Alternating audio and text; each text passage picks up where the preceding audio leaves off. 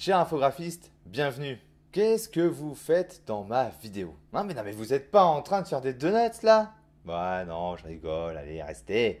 D'ailleurs, si vous n'avez pas envie de faire des choses rondes, c'est parfait puisqu'au programme aujourd'hui, c'est du carré. Blender 4 est fraîchement sorti et votre compagnon Fluent l'a suivi dans sa version 3. Et du coup, je me suis dit que ça serait le moment parfait pour vous sortir un nouveau tutoriel modélisation. Et donc, si vous n'avez pas encore téléchargé Blender 4 et Fluent 3, eh bien, dépêchez-vous, on ne va pas vous attendre 1000 ans. Ce serait quand même sacrément dommage de passer à côté d'une occasion unique de modéliser ceci. Grow your plants all over the galaxy. Un modèle dont l'idée originale, eh bien désolé, elle n'est pas de moi, hein. J'ai trouvé ça sur ArtStation. À vos claviers, à vos souris, c'est parti. Digital, share knowledge, grow together.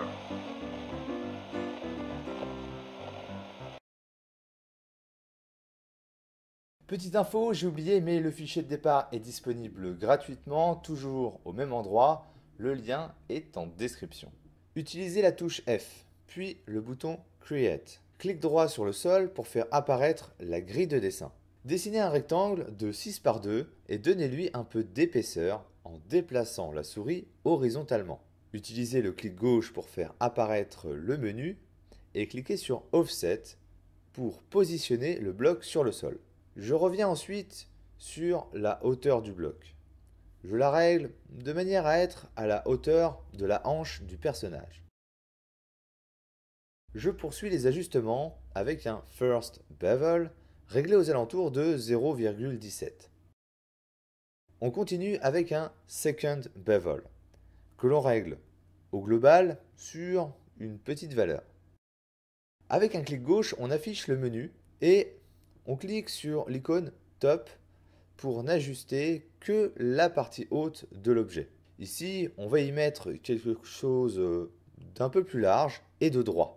Vous pouvez utiliser le menu ou bien le raccourci C pour modifier le profil. Rien de plus pour le moment, validez votre Second Bevel et quittez soit en affichant le menu, soit en faisant un clic droit. On poursuit avec la création des 3 colonnes dans lesquelles vous pourriez faire pousser vos plantes lorsque vous seriez loin de notre belle planète. Sélectionnez l'objet déjà créé et appuyez sur la touche F pour demander une création. Un clic gauche à la surface du bloc vous permet d'afficher la grille. Faites un clic gauche sur le point central et maintenez les touches CTRL et SHIFT enfoncées afin d'obtenir un carré dessiné à partir de son centre. Attention, cette fois-ci, on ne valide pas avec le clic gauche, mais avec la barre espace. De manière générale, dans Fluent, l'utilisation de la barre espace pour valider un dessin fait référence à la validation d'un tracé plutôt que d'un volume. En ce qui est de la hauteur de cette colonne, je vais spécifier précisément 1,80 m.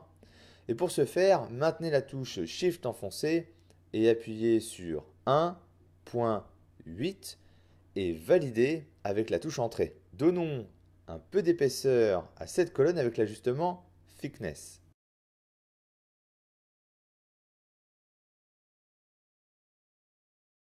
D'ailleurs, cela me fait penser à un problème récurrent pour les gens qui modélisent des choses qui sont en verre. Si vous ne voulez pas avoir un effet loop lors de votre rendu avec des éléments qui sont des parois en verre, eh bien, faites comme dans la vraie vie, donnez de l'épaisseur.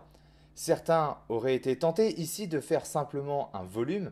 Alors oui, pourquoi pas, mais dès lors que vous auriez ajouté un matériau de type verre, vous auriez eu un résultat qui n'est pas celui que vous attendiez, justement parce que vous auriez fait un volume et non pas une paroi. Ça peut paraître peut-être bête, mais pour avoir un résultat réaliste, il faut reproduire le réel. On poursuit avec l'ajout d'un First Bevel, quelque chose d'assez fin. Et enfin, nous allons ajouter un Array pour obtenir 3 colonnes. Alors pour ceux qui découvriraient ce widget, cliquez une première fois sur un axe pour travailler dessus. Le réglage de base consiste à ajuster l'écartement entre les répétitions. Appuyez sur la touche C pour basculer sur l'ajustement du nombre de répétitions. Faites un clic gauche dans le vide pour valider et quitter l'ajustement de l'axe en cours. Cliquez sur le bouton central pour valider et sortir de l'array. Rien d'autre pour ces 3 colonnes, vous pouvez maintenant sortir avec un clic droit. Les colonnes étant posées, nous allons procéder à un petit ajustement de manière à ce que la base colle davantage à la largeur totale des 3 colonnes. Histoire de voir un petit peu mieux ce que je vais faire, dans ce cas-là, je passe en vue de dessus en appuyant sur la touche 7. Je passe en Edit Mode et je fais un Scale sur l'axe X en appuyant sur la touche S puis sur la touche X.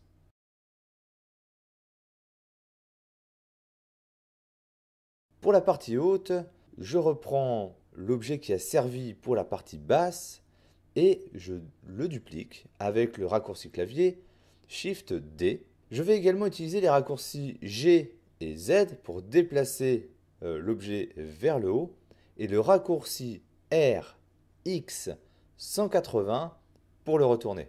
Alors, je vais le placer volontairement un peu plus haut car j'ai dans l'idée de faire en sorte que la partie haute soit plus grande que la partie basse.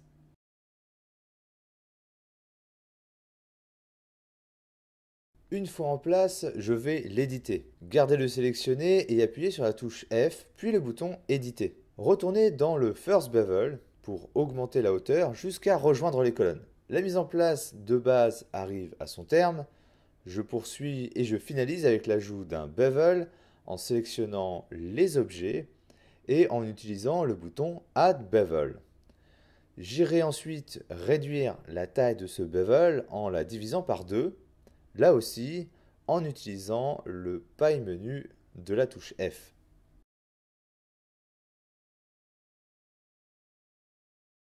La forme de base est en place et là on va pouvoir attaquer le premier niveau de détail.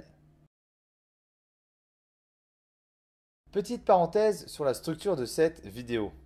On va travailler couche par couche. C'est un aspect du travail qui est rarement explicité, mais dans toute création, vous devez travailler par couche. N'entrez pas trop vite dans le détail. On est un peu coupable, c'est vrai, je trouve, nous les créateurs de contenu, de vous faire croire que l'objet s'est construit avec un haut niveau de détail dès le départ. J'aurais pu vous faire modéliser la partie basse en entière avec son niveau de détail final, puis la partie haute, mais ce serait vous mentir sur le processus créatif et il me semble tout aussi important que la technique. Bref, faites attention à ce que l'on vous présente, que ce soit moi ou les autres.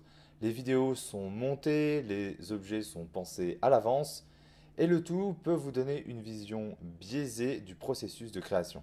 Bref, retour à la modélisation. Sélectionnez la partie basse de l'objet. F, Cut et faites un clic droit sur le côté pour afficher la grille. Et dessinez un rectangle en maintenant Shift enfoncé pour le dessiner à partir du centre. Faites bien comme moi, le rectangle doit dépasser du bloc. Validez avec un clic gauche, faites ressortir le volume et ajoutez un First Bevel assez large autour de 0,13. Passons ensuite au Second Bevel, que l'on va mettre à 0 en déplaçant la souris à gauche. Affichez le menu et cliquez sur le bouton Top. Et tout comme le bloc de base, on va y mettre un bevel large et droit. Sortez de la donne et passez en vue de face avec la touche 1 du pavé numérique. On est parti pour une session de découpe. La base est toujours sélectionnée, F, Cut, et cette fois-ci, faites un clic gauche à l'extérieur de l'objet pour démarrer le dessin tout de suite. Pas besoin de grille ici. Le rectangle doit couvrir tout l'objet de gauche à droite comme ceci. Validons avec un clic gauche, creusons en déplaçant la souris vers la gauche et appuyez sur la touche V pour traverser tout l'objet. On a retrouvé un fond plat, retenez bien cette technique, ça pourrait vous servir. On continue avec un slice.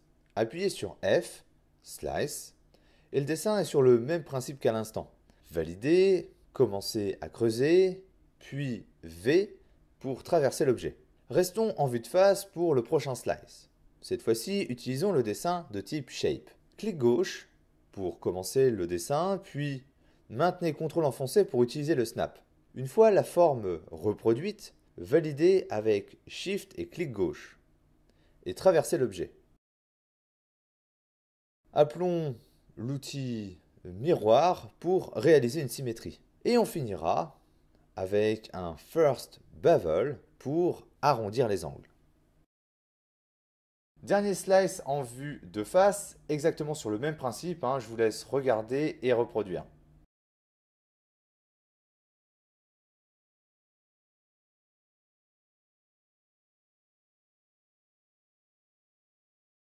N'oubliez pas que tout est ajustable. Si vous souhaitez modifier votre coupe, ne la supprimez pas, modifiez-la. Entrez en Edit Mode et déplacez les sommets. Avant d'effectuer le dernier slice, je réduis un peu la largeur de cet objet pour me faire de la place.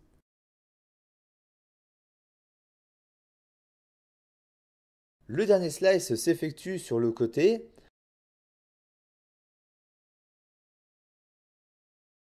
J'ajuste le positionnement de l'objet booléen en augmentant le First Solidify et en déplaçant l'offset pour être sûr de ne pas découper la partie qui ressort. On est bon pour la partie basse, on continue avec la partie haute. Restez en vue de face. Rien de spécial sur les 3 premiers slices. Faites une coupe pour obtenir une fine plaque en haut qui rappellera celle du bas. Le second slice utilise le dessin Shape avec la touche CTRL enfoncé.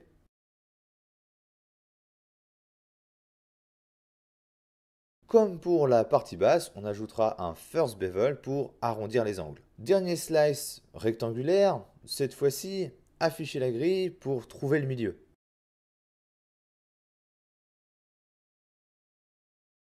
La prochaine opération est un Inset. Appuyez sur F, puis Inset, et affichez la grille pour dessiner un rectangle.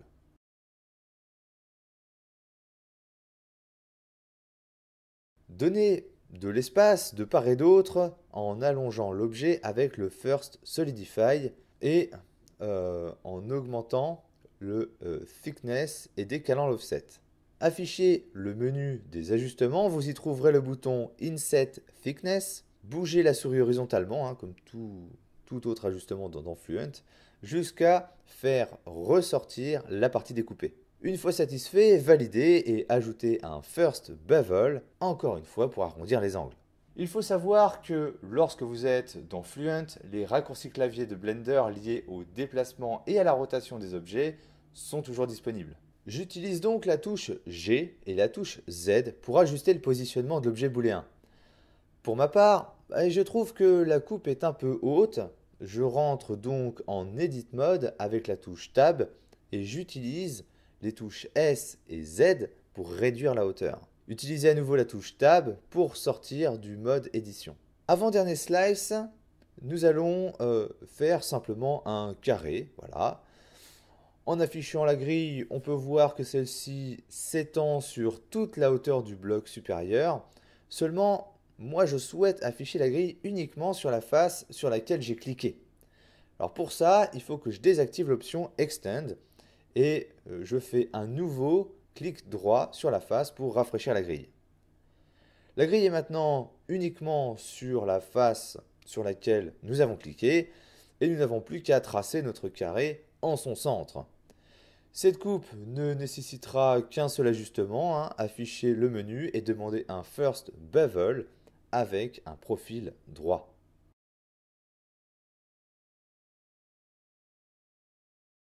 Arrivé là, je me rends compte que le bevel général de tous les objets de la partie haute est un peu trop gros.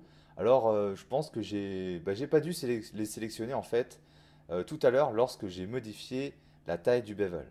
Du coup, je sélectionne tous les objets, j'appuie sur la touche F et je clique à nouveau sur le bouton Add a Bevel. Cela a pour effet de mettre à jour le bevel déjà existant avec la taille qui est indiquée dans le menu.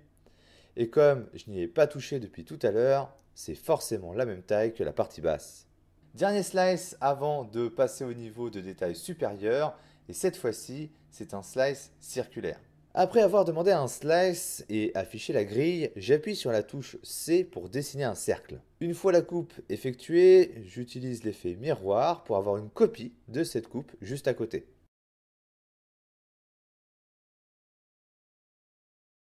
Alors pour ceux qui se demanderaient pourquoi le widget se trouve là-haut, sachez qu'il se place à l'origine de l'objet qui sert de référence au miroir. Autrement dit, il se place sur l'objet qui sert de centre de symétrie à l'opération. Je trouve que le modèle manque un peu de résolution. C'est pourquoi j'appuie sur la touche F, puis je vais dans les autres ajustements, Other Adjustment. C'est ici que je vais trouver les paramètres de résolution automatique de mon modèle.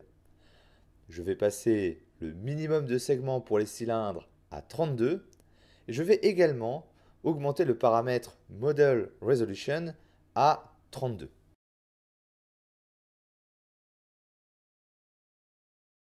Alors, pour ceux qui découvrent la donne et qui se demanderaient qu'est-ce que l'on est en train de faire là, eh bien pour faire vite, sachez que la donne gère automatiquement la résolution de vos cylindres et de vos bevels de manière à ce que toutes les courbures soient réalisées avec des segments de même taille et ce sans que nous ayons à intervenir manuellement.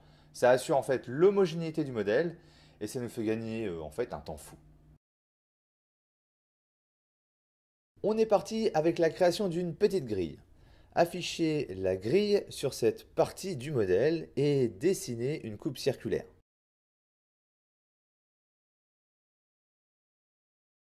Le seul ajustement qui sera utilisé ici, c'est un arrêt. Cliquez sur le bouton rouge pour activer l'axe, bougez la souris pour ajuster l'écart, puis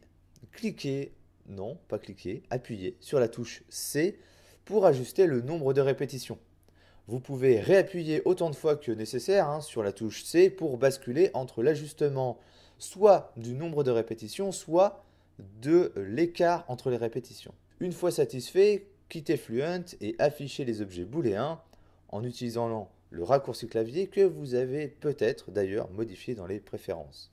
Par défaut, il s'agit de la touche inférieure ou supérieure, sinon appuyez sur la touche F et utilisez le bouton Boolean Visibility qui se trouve tout en haut au centre du menu circulaire. Sélectionnez la coupe que vous venez de réaliser et dupliquez-la avec le raccourci clavier Shift D et appuyez sur la touche Z pour descendre verticalement. Alors gardez l'objet booléen bien sélectionné et ajoutez à votre sélection l'objet que l'on veut découper en maintenant la touche Shift enfoncée.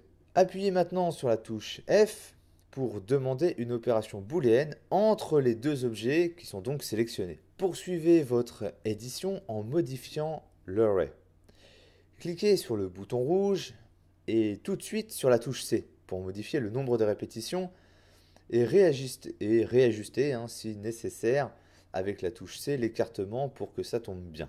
Faites un clic gauche dans le vide pour valider ce qui a été fait sur l'axe, puis cliquez sur le bouton central du widget pour quitter l'ajustement. Et voilà comment vous pouvez faire cette coupe typique des designs de science-fiction. On poursuit avec une technique ô combien utile que je vous conseille vivement de retenir. Sélectionnez cet objet et demandez une coupe et cliquez sur le bouton Face Inset. L'objet passe automatiquement en mode édition, en Edit Mode, et je vous invite à sélectionner cette face et appuyer sur la touche I pour faire un Inset. Validez avec la touche Entrée et déplacez un peu votre souris vers la gauche pour creuser. Maintenez la touche Shift et cliquez sur l'icône en forme de crayon pour poursuivre le travail sur l'objet booléen que nous venons de créer. Replacez-vous en vue de face et appuyez sur la touche S ou utilisez le bouton Shape. Faites un premier clic ici, puis maintenez la touche CTRL enfoncée jusqu'à la fin du dessin. Je vous invite à reproduire le même motif que moi jusqu'à ce que vous ayez dépassé la moitié de l'objet. Maintenant, validez votre dessin en appuyant sur la barre Espace. Comme mentionné tout à l'heure, la barre Espace va valider le dessin en tant que tracé et non pas en tant que volume. Déplacez la souris pour donner un peu de profondeur au tracé, validez l'opération et utilisez l'ajustement Thickness pour donner un peu d'épaisseur au tracé. Pour faire joli, faites en sorte que l'épaisseur du tracé soit à peu près la même que l'épaisseur du contour. Terminons avec l'ajout d'un effet miroir.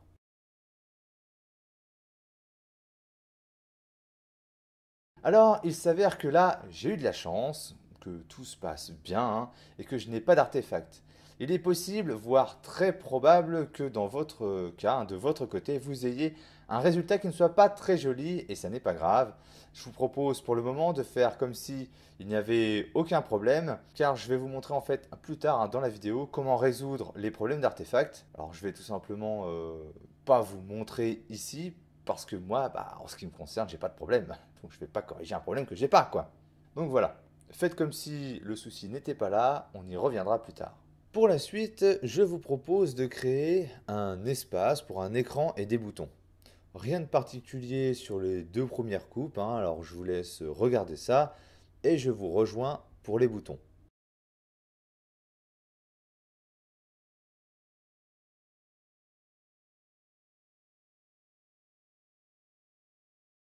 Pour la création des boutons, je vais utiliser l'outil de, non pas l'outil de coupe justement, mais l'outil de création. Afficher la grille et tracer un cercle.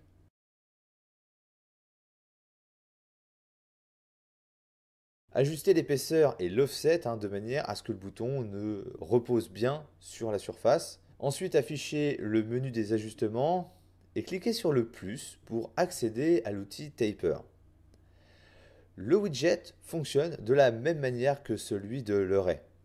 Cliquez sur le bouton bleu pour transformer le cylindre en cône. Comme d'habitude, c'est un mouvement horizontal de la souris qui va vous permettre d'ajuster la forme. Faites un clic gauche pour valider l'opération sur l'axe en cours et valider l'ajustement au global en cliquant sur le bouton central.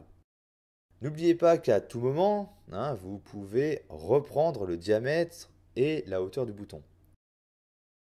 On termine ces boutons avec l'ajout d'un array. Je pense que, en tout cas j'espère, vous avez maintenant compris comment ça fonctionne. Cliquez une première fois sur le bouton rouge et bougez la souris pour gérer l'écartement, puis la touche C pour gérer le nombre de répétitions. Dans mon exemple, je mets 3 boutons, mais vous pouvez bien faire comme vous voulez. Vous pouvez sortir et utiliser le menu de la touche F pour ajouter un bevel. Je vous propose maintenant de réaliser cette petite trappe. Le point de départ est simple, puisqu'il s'agit de deux coupes rectangulaires successives, et pour chacune d'entre elles, je vais uniquement ajouter un first bevel.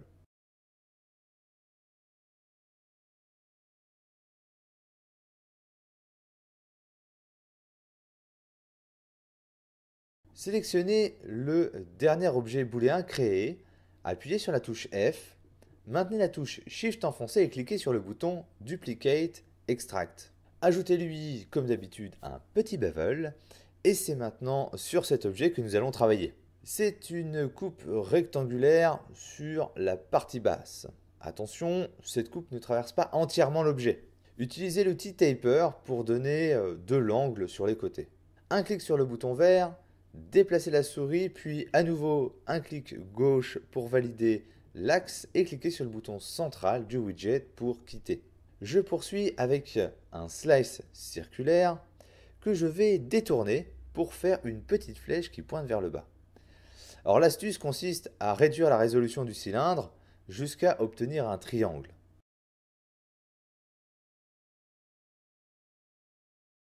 Pour la suite, il suffit de faire une rotation de 90 degrés en utilisant les touches R, Z, Z, moins 90. Dernier petit élément qui s'apparente aux fixations de la trappe. Utilisez les coupes de type inset. Alors faites un petit rectangle et ne découpez pas sur l'intégralité de la profondeur. Réglez ensuite la profondeur de l'inset à une toute petite valeur. Vous pouvez voir que dans mon cas, je suis autour de 0,08. Un petit effet miroir et on est bon. Je suis en train de me dire que finalement, la petite flèche, je préférerais la voir sous forme de creux. Je décide alors de supprimer l'intérieur du triangle. J'affiche les objets booléens et je sélectionne le triangle afin de réduire sa profondeur. Voilà qui me semble mieux. On peut passer à la suite.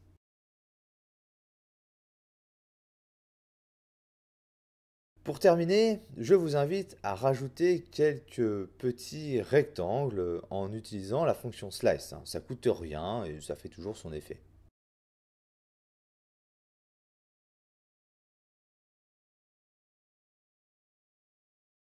On en a terminé avec la partie basse. Voilà, on n'y touchera plus. On passe aux détails de la partie haute. Commençons simplement avec le tracé d'un rectangle sur cette partie-là et ajouter un first bevel pour obtenir un arrondi complet.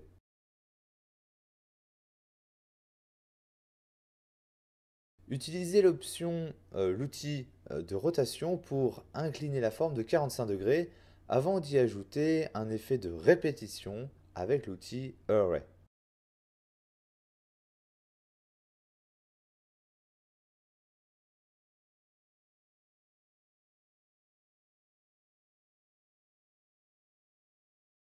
Un autre petit ajout simple, c'est sur cette partie. Faites une coupe rectangulaire, peu profonde, et utilisez l'outil Circular Array.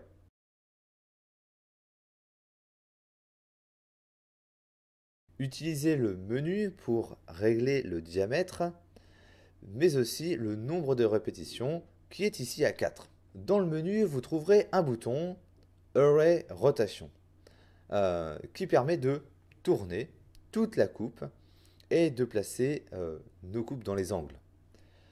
Enfin, vous pouvez voir que j'utilise la touche C pour faire tourner le rectangle sur lui-même et obtenir ce résultat. On va maintenant continuer avec l'outil solide de révolution que je présente assez peu dans mes vidéos et qui pourtant permet de réaliser des motifs très intéressants. C'est aussi l'occasion de voir si vous avez une bonne perception de l'espace, une qualité forcément plutôt intéressante lorsque l'on fait de la 3D. Sélectionnez cet objet, F, coupe, faites un clic droit pour afficher la grille et désactivez l'option Extend afin de n'afficher la grille que sur un seul cylindre. Cliquez maintenant sur l'icône Revolver et faites un nouveau clic droit sur le point central de la grille. La grille va alors pivoter. Maintenez la touche V enfoncée, déplacez la souris, ce qui va augmenter la résolution de la grille. Dans mon exemple, je monte la résolution à 24. Alors attention, petite précision, je commence et je termine mon dessin sur l'axe de rotation. Si vous ne voyez pas encore ce que je veux dire, eh bien regardez bien ce que je fais à l'écran, vous allez comprendre dès que vous allez valider. Je répète, commencez et terminez votre dessin sur l'axe de rotation. Ici, c'est l'axe horizontal. Pour placer des points, c'est comme d'habitude. Il suffit de faire un clic gauche. Je vous laisse suivre ce que j'ai fait. Si jamais vous faites une erreur, utilisez la touche retour arrière pour supprimer le dernier point positionné.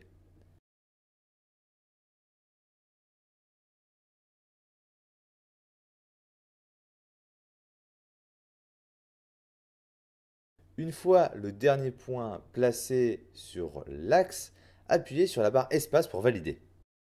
Si comme moi, vous notez la présence de cette étrange chose sur le bord, affichez le menu et cliquez sur le bouton Flip.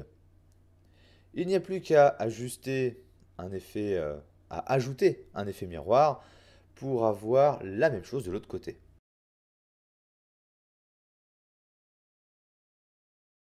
N'oubliez pas que tout est éditable et que vous pouvez ajuster votre forme en affichant les objets booléens et en passant en Edit Mode. Vous allez pouvoir accéder au sommet de la forme et en les déplaçant, vous allez pouvoir ajuster le résultat.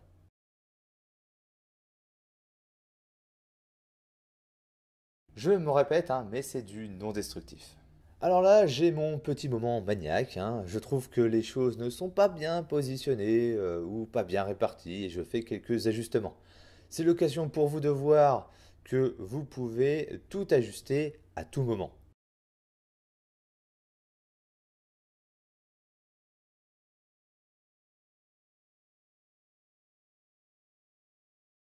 La prochaine partie dure 2 minutes pendant lesquelles vous allez apprendre à une succession de manipulations qui vont faire de vous un crack.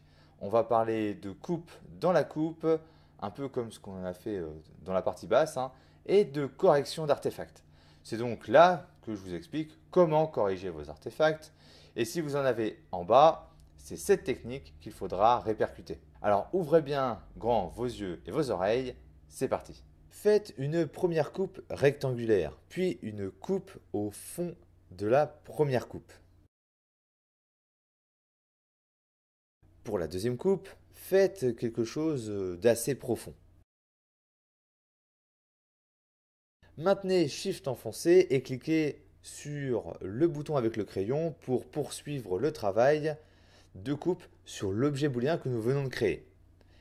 Affichez la grille et dessinez un nouveau rectangle relativement fin à partir du centre de la grille. Utilisez l'outil Array pour former 3 colonnes comme ceci. Cette fois-ci, cliquez sur le bouton avec le crayon sans appuyer sur aucune touche pour continuer le travail sur l'objet en cours. Faites un clic droit pour afficher la grille et cette fois-ci, faites un rectangle horizontal. Utilisez le bouton de rotation pour tourner votre forme de 30 degrés en cliquant sur l'axe et en déplaçant la souris, comme d'habitude. Enfin, cliquez dans le vide, puis sur le bouton central. Poursuivez en ajoutant un array vertical. Vous vous rendrez compte que nous sommes en train de créer une grille de ventilation.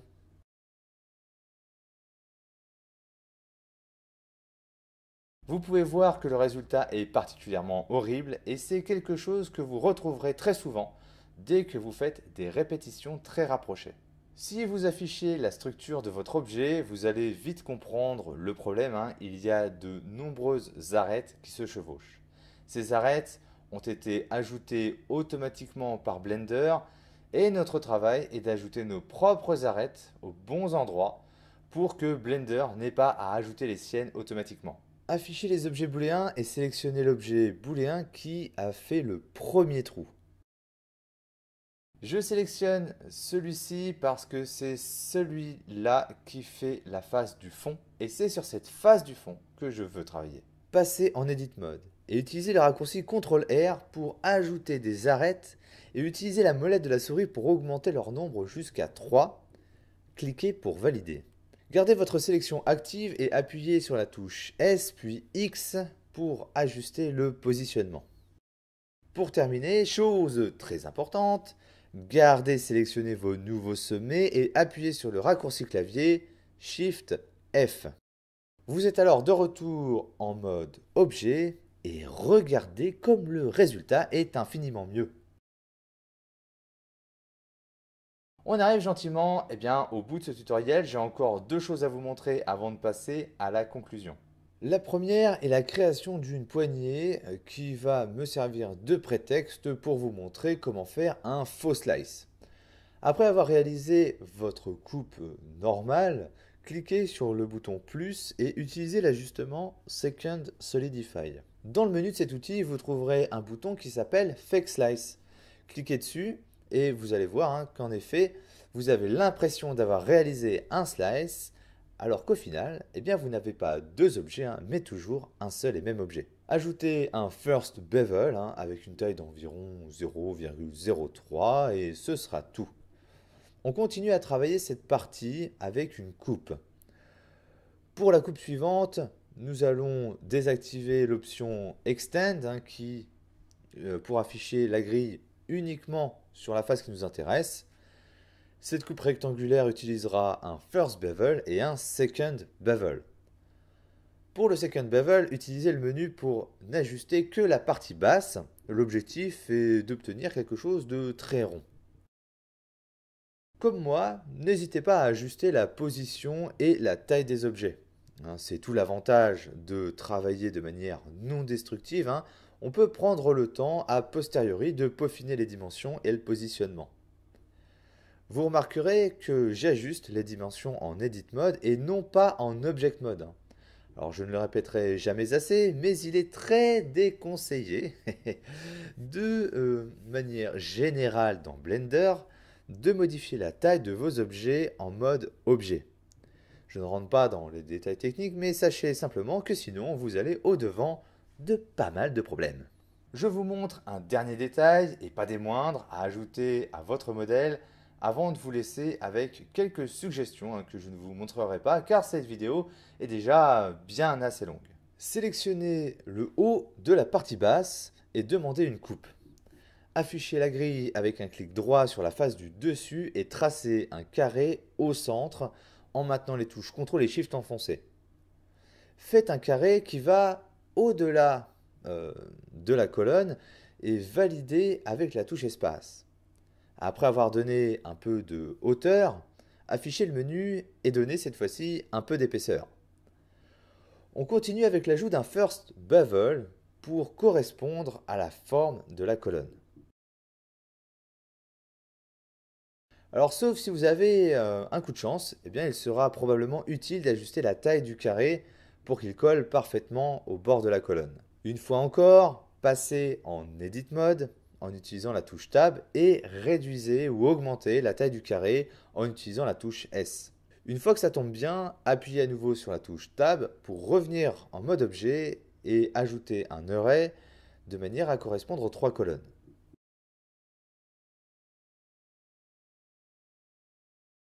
Pour avoir exactement la même chose en haut des colonnes, je vous invite tout simplement à afficher les objets booléens, à sélectionner celui que vous venez de créer, à le dupliquer avec le raccourci Shift-D et à le déplacer vers le haut avec le raccourci G et Z.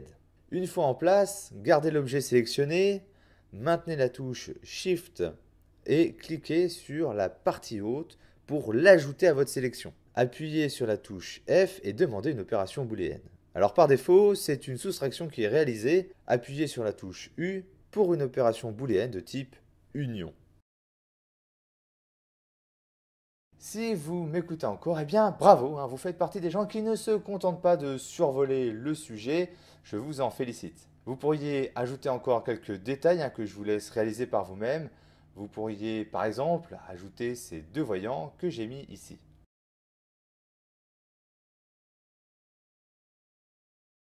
J'ai également ajouté ces 2 coupes pour un peu plus de détails sur la jonction.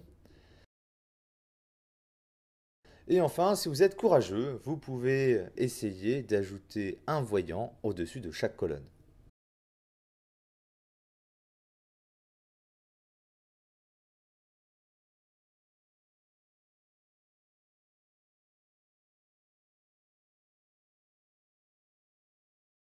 Bref, faites-vous plaisir et partagez-moi vos résultats sur le Discord et sur les réseaux sociaux avec le hashtag FluentB3D.